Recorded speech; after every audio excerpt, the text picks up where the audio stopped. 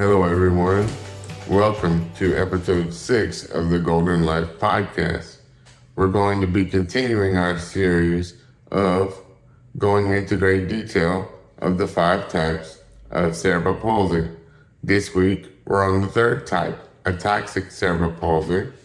But as always, before we get started, today I would like to remind you to please like, share, subscribe, and comment, as this is the only way we help our community grow.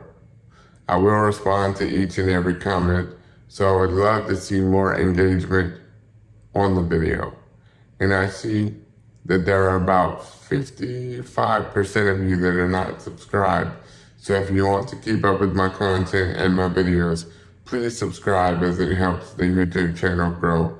And I thank you to everyone that is already subscribed. So as I've stated, this week we're talking about the 3rd type of cerebral palsy. It's called Ataxic Cerebral Palsy. This type of CP affects balance and coordination.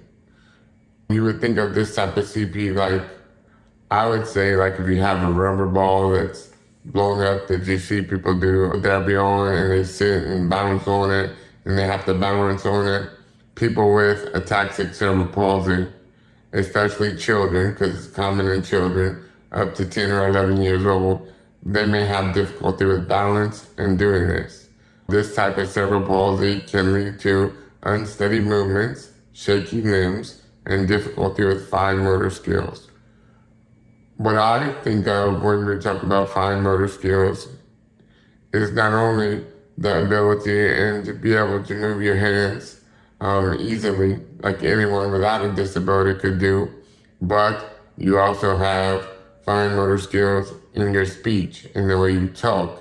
So this would be how a child with ataxic cerebral palsy would get out their words, how they would say things and speak to someone or carry a conversation.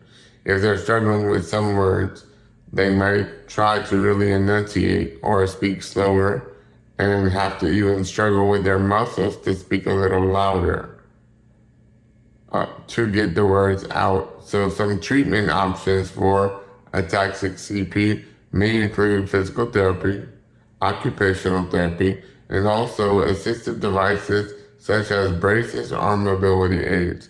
Because you remember, children with ataxic cerebral palsy, they have balance issues.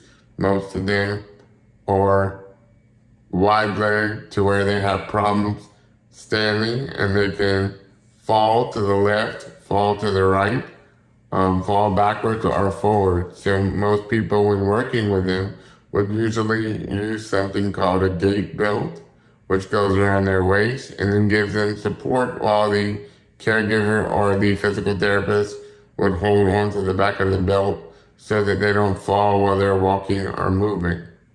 There are also, in some cases, medications or surgery that may also be recommended to address specific symptoms.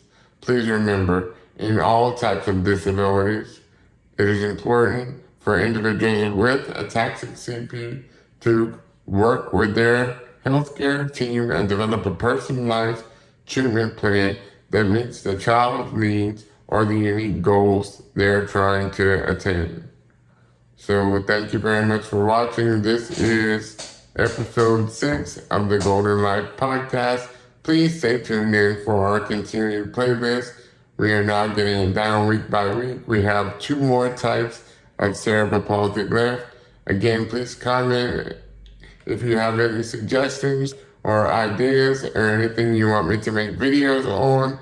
I will certainly be glad to do that.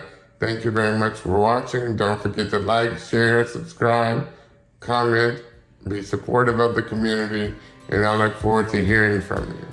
Take care.